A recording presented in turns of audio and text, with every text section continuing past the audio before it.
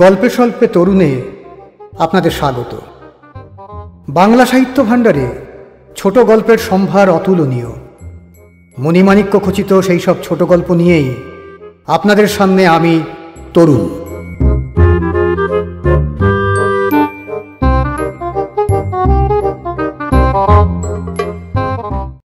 আজকের গল্প তারাশঙ্কর বন্দ্যোপাধ্যায় রচিত ভ্রমণ কাহিনী।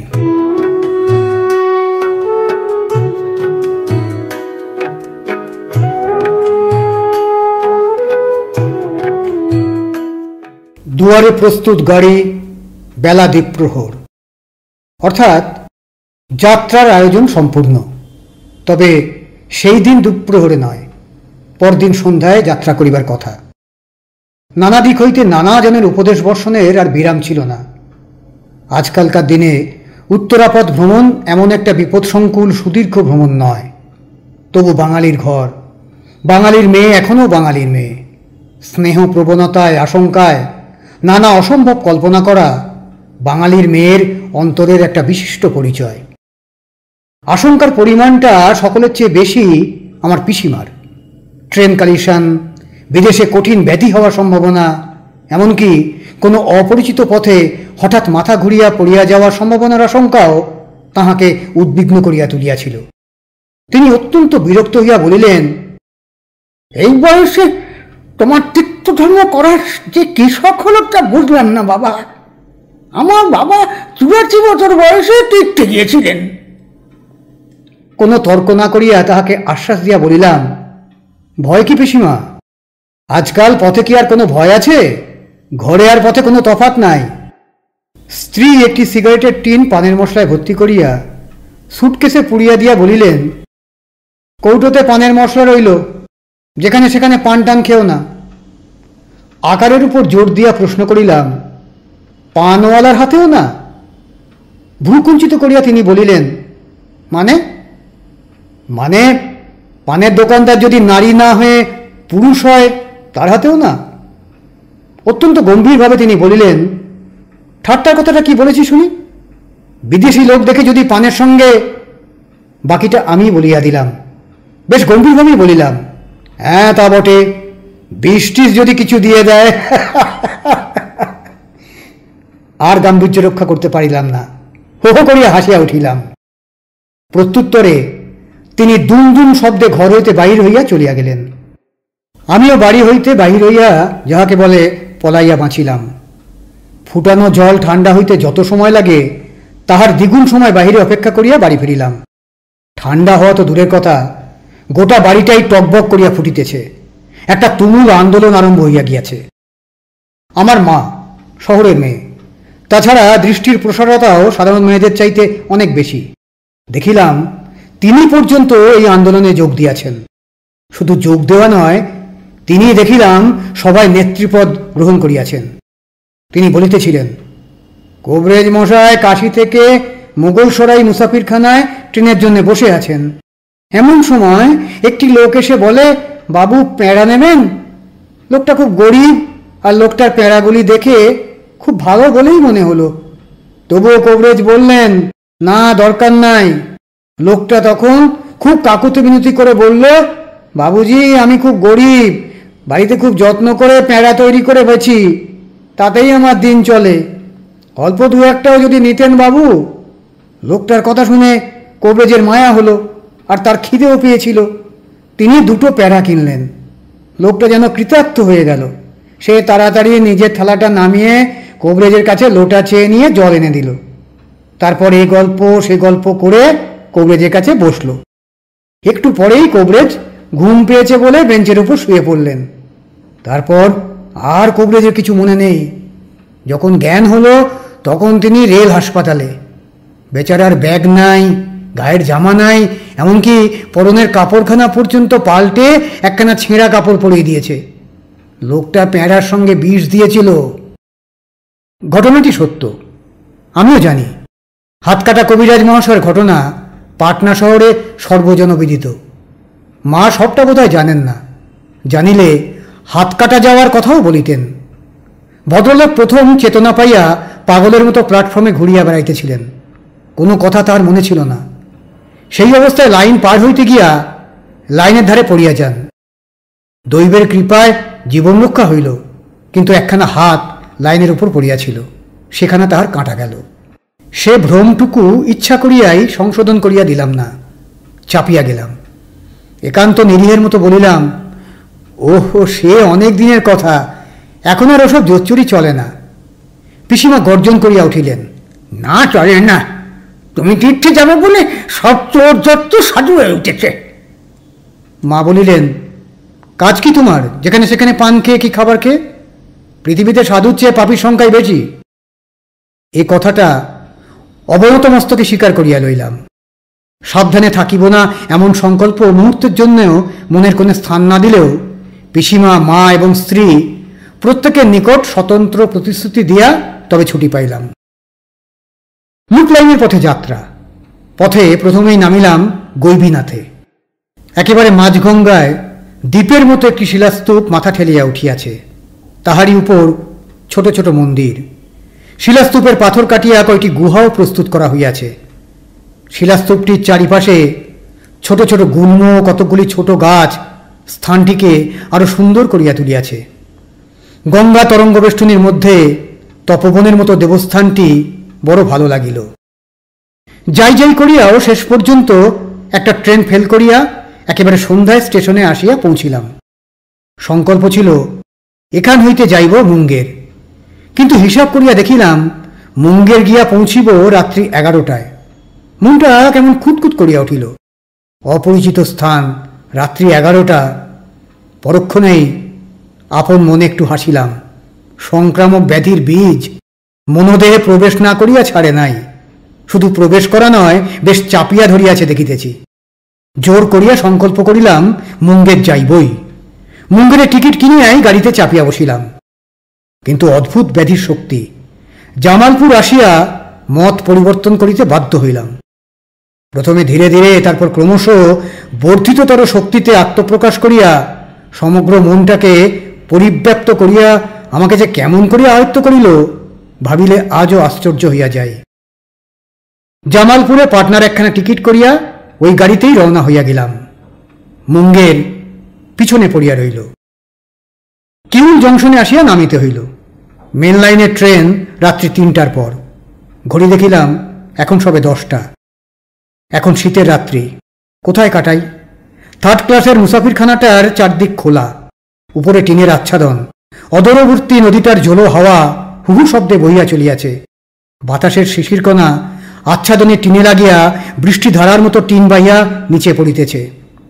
কুলিটি বলিল, বাবুজি, ধর্মশালায় যাবেন? আচ্ছা মোকাম, খুব আরামসে থাকবেন। র্যাপারটা বেশ করিয়া মুড়ি দিয়া আর একবার মুসাফিরখানাটা দেখিয়া লইলাম। যাত্রীর সংখ্যা বেশি নয়। যাহারা আছে তাহারা হাত পা গুটাইয়া শামুকের মতো যেন পিঠে একটা খোলার সন্ধান করিতেছে বলিয়া মনে হইল। কনস্টেবলটা ওভারকোট গায়ে দিয়াও হিহি করিয়া কাঁপিতেছে। কুলিটা বলিল, কি বাবু, সিজ বিজ এখানে নামেও তুই? বলিলাম, ধর্মশালা আছে বলছিলে না? হ্যাঁ, ও তো পহলেই আমি বললাম বাবুজি। চলো বাবা, সেইখানেই চলো। কত দূর এখান থেকে? ওই বাবু, বাতি জ্বলছে, খুব কাছেই। অল্প খানিকটা আসিয়াই ধর্মশালা পাইলাম। কুলিটাকে মনে মনে বহু ধন্যবাদ দিলাম। সত্যই বাড়িখানি শীতের দিনে আরামপ্রদ। ছোট্ট এক টুকরো উঠানকে মধ্যে রাখিয়া চারিপাশে সারি সারি ঘর। ঘরগুলির কোলে আচ্ছাদিত টানা বারান্দা। বারান্দার উপরেই আড্ডা গাড়িয়া বসিলাম। সমস্ত বাড়িখানাই অন্ধকার। বাড়ির প্রবেশ মুখেই দরজার মাথায় একটি চৌকা লণ্ঠন জ্বলিতেছে। বহুদিনের অমার্জনায় কালি পড়া কাচের ভিতর স্তিমিত আলো লালচে হইয়া উঠিয়াছে। বসিয়া ভাবিতেছিলাম, একটা বাতি হইলে হইত। বাবুজি, মুখ তুলিয়া দেখিলাম এক প্রৌঢ় বাড়ির উঠানে দাঁড়াইয়া ডাকিতেছে। নিতান্ত সাধারণ বিহার প্রদেশের অধিবাসী। গায়ের উপরের অংশটা নগ্ন, পরনে ময়লা কাপড়। লোকটির হাতে একগাছি ঝাঁটা। বিস্মিত হইয়া বলিলাম, আমাকে বলছো? লোকটি বলিল, হ্যাঁ বাবু, বিছানা তো বিছাইবেন, ঝাড়ু দিয়ে দি। লোকটার দিকে তীক্ষ্ণ দৃষ্টিতে ভালো করিয়া চাহিয়া দেখিয়া বলিলাম, তুমি কে?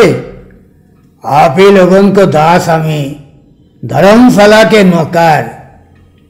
এই অসহায় অবস্থায় অকস্মাৎ একজন দাস পাইয়া আমি কিঞ্চিত উৎসাহিত হইয়া বেশ নড়িয়া চড়িয়া বসিয়া বলিলাম, হ্যাঁ হ্যাঁ, এখানে বাতি মানে মোমবাতি মিলবে?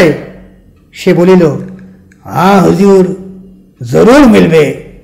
আমি নিজে কিনে রেখে দিয়েছি আপ লোকের জন্যে। মনে মনে ধর্মশালার প্রতিষ্ঠাতাকে সহস্র ধন্যবাদ দিলাম। সচরাচর এমন বন্দোবস্ত তো দেখা যায় না। লোকটি বলিল, বাতি চাই আপনার? ভ্রুকুঞ্চিত করিয়া লোকটিকে দিকে চাইয়া বলিলাম, চাই বই কি, বাতি আর কান্না দরকার হয়? ওটা তোমার যাত্রী এলে সঙ্গে সঙ্গে দেওয়া উচিত। সে বলিল, ও তো সাচ বাত হ্যায়, লেকিন যাত্রী লোকই নিতে চায় না হুজুর। বলে বহুত আকড়া দুনা দাম।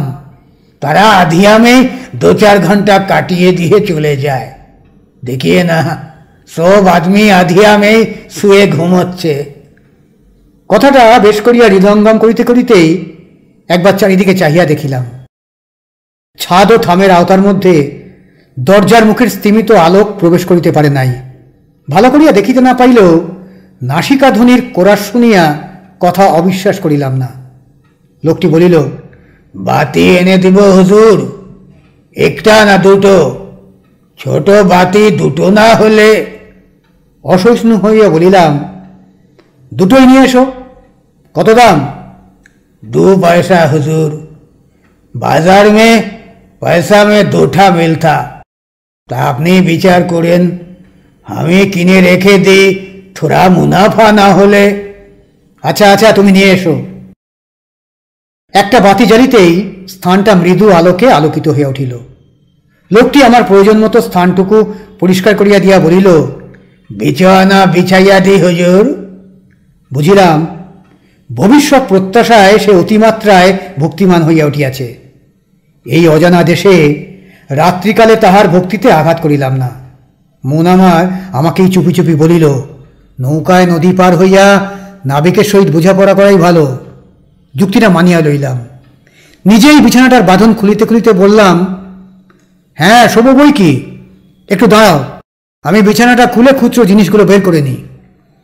আবার একবার স্থানটায় ঝাড়ু বুলাইয়া সযত্নে বিছানা পাতিয়া দিয়া লোকটি বলিল, পানি জল লাগবে বাবুজি?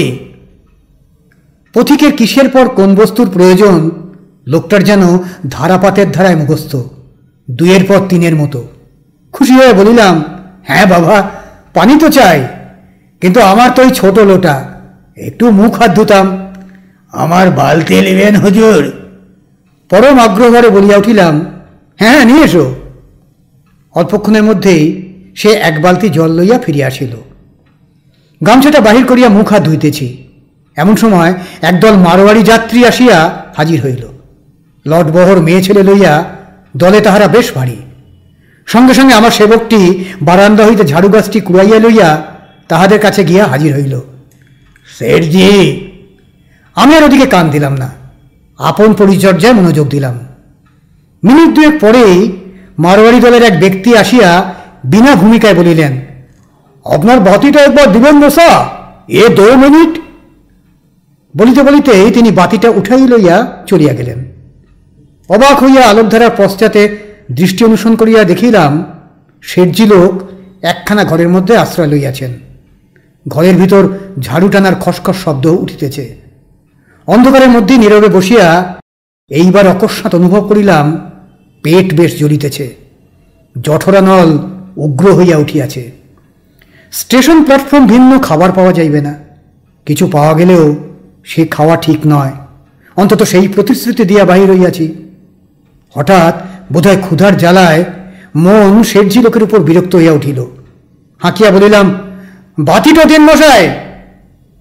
শেঠজি বাহির হইয়া আসিয়া বলিলেন, আর থোড়া সবুর করেন মশা, 2 মিনিট। পরক্ষণে আবার বলিলেন, আমাকে তো আপকে পাশ তো একটা বাতি আছে, ওটা জ্বালেন না। ওহ, নরকুল যাচ্ছে। কোন এক অপরিচিত কণ্ঠে কথা কয়টি ধর্মশালার প্রবেশ মুখেই ধ্বনিত হইয়া উঠিল। কণ্ঠ অপরিচিত, কিন্তু ভাষা সম্পূর্ণ পরিচিত, একেবারে খাঁটি বাংলা। উৎসুক হইয়া সেই দিকে চাহিলাম।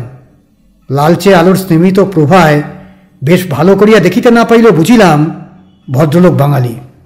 গায়ে গরম জামা কাপড়গুলি আধুনিক রুচিসম্মত। ভদ্রলোকের হাতে ছোট একটি সুটকেস ও বগলে একটি ছোট বিছানা। মুখে প্রজ্বলিত সিগারেটের আগুনের প্রতিবিম্বে দেখিলাম চোখে চশমাও আছে। অকস্মাৎ একটা তীব্র আলোকরশ্মি ধূমকেতুর পুচ্ছের মতো জ্বলিয়া সারা বারান্দায় ঘুরিয়া বেড়াইয়া আমার মুখের ওপর পড়িয়া স্থির হইল। ভদ্রলোক টর্চ জ্বালিয়াছেন। আলোকের তীব্রতায় বিরক্তি ভরে চোখ ফিরাইয়া লইলাম।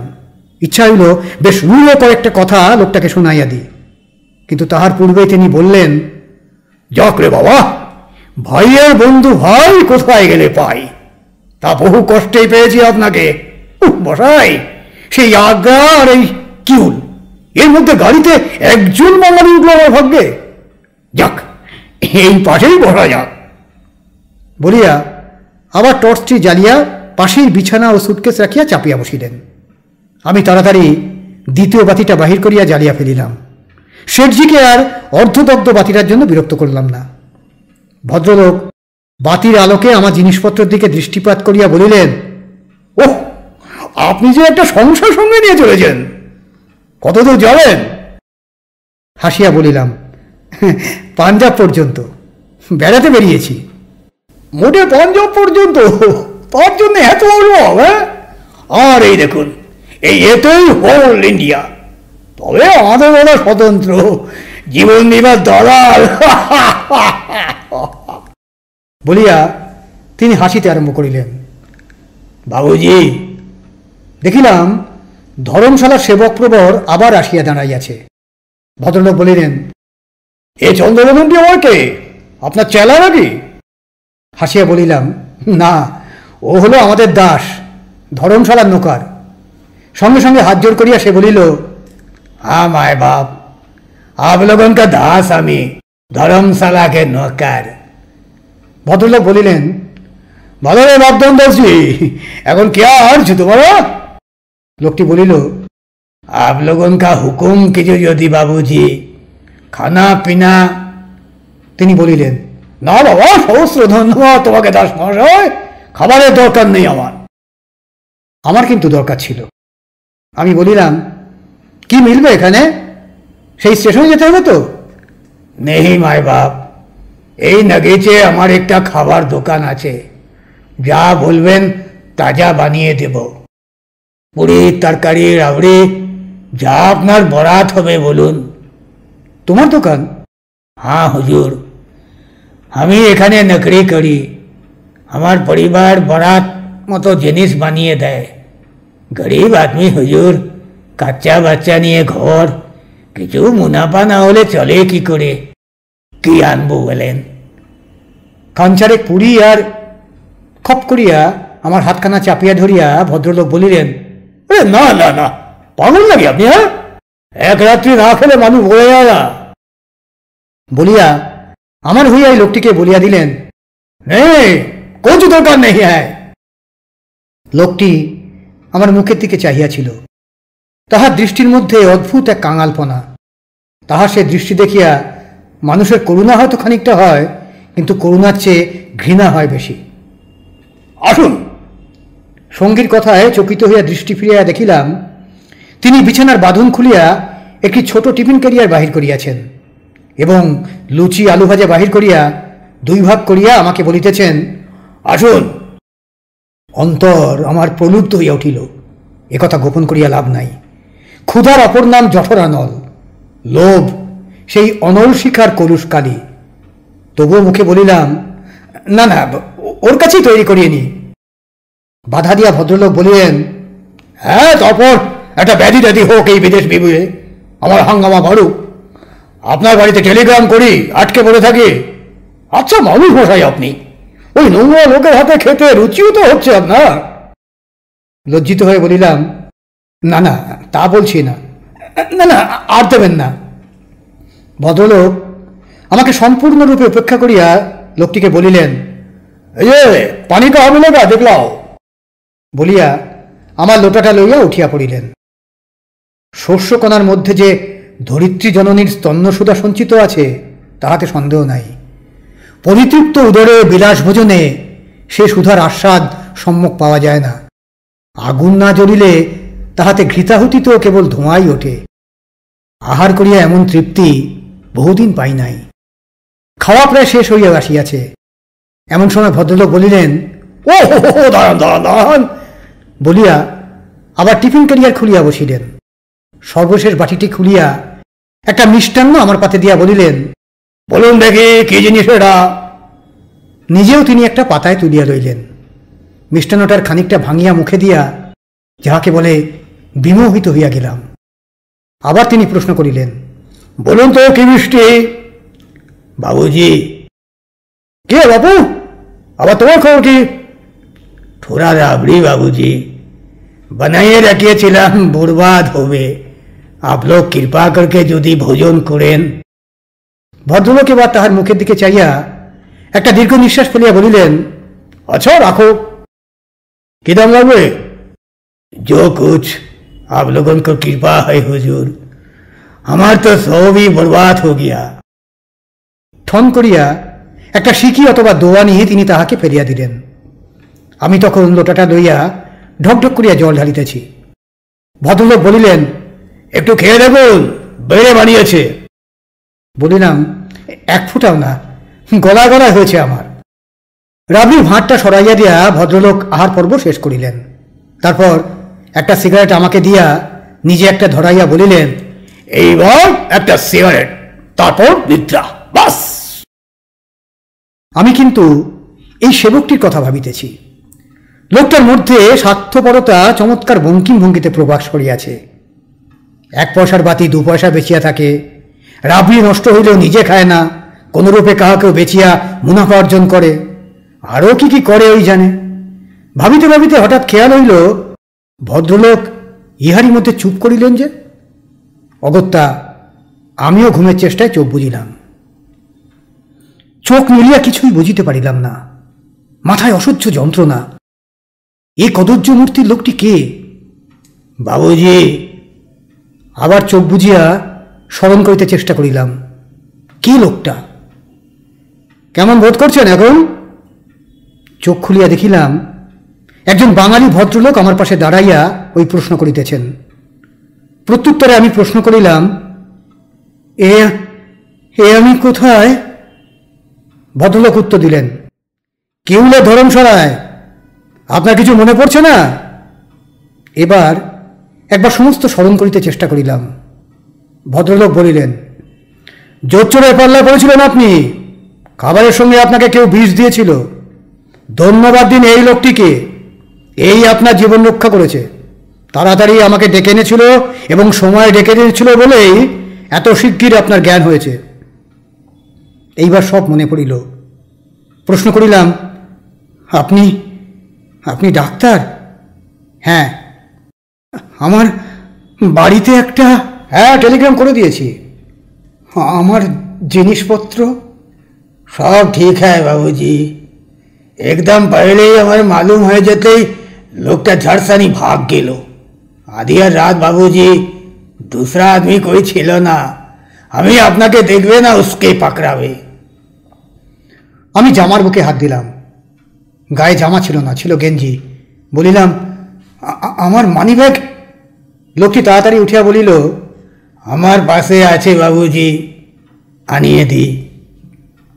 আশ্চর্য, 1 পয়সা কম পড়িল না। প্রশ্ন করিলাম, টেলিগ্রাম করা হয়েছে বলছিলেন না ডাক্তারবাবু? ডাক্তারবাবু বলিলেন, হ্যাঁ, আপনার কাগজপত্র থেকে আর্জেন্ট টেলিগ্রাম করেছি, 1 টাকা 12 আনা লেগেছে। লোকটি বলিল, हुजूर वो हम आज से दिया है। टेलीग्राफ 1 रुपया 12 आना, दवाई लिया 3 रुपया, बर्फ 14 आना, डॉक्टर बाबू के लिए पान 1 पैसा, सिगरेट 2-3 पैसा, बाती और 2 पैसा हुआ आपके। মনে মনে সে বোধহয় হিসাব জুড়িতে আরম্ভ করিল। এই সময়ই আমার আত্মীয় স্বজন ধর্মশালায় প্রবেশ করিলেন। আবেগের প্রথম আতিশয্য কাটিয়া গেলে সকলে একটু শান্ত হইলেন। এমন সময় সেই লোকটি আসিয়া সবিনয়ে বলিল, জিনানা লোকের জন্যে दूसरा कमरा साफा করে দিয়েছি, পানি भी আনিয়েছি, আর হুকুম হয়তো খাবার পুরি তরকারি। স্ত্রী আমাকে প্রশ্ন করিলেন, এ লোকটা আবার কে? শেষ অভিনয় হাত জোড় করিয়া বলিল, आप लोगों का दास আমি মাইজি, ধর্মশালার নাকার আমি।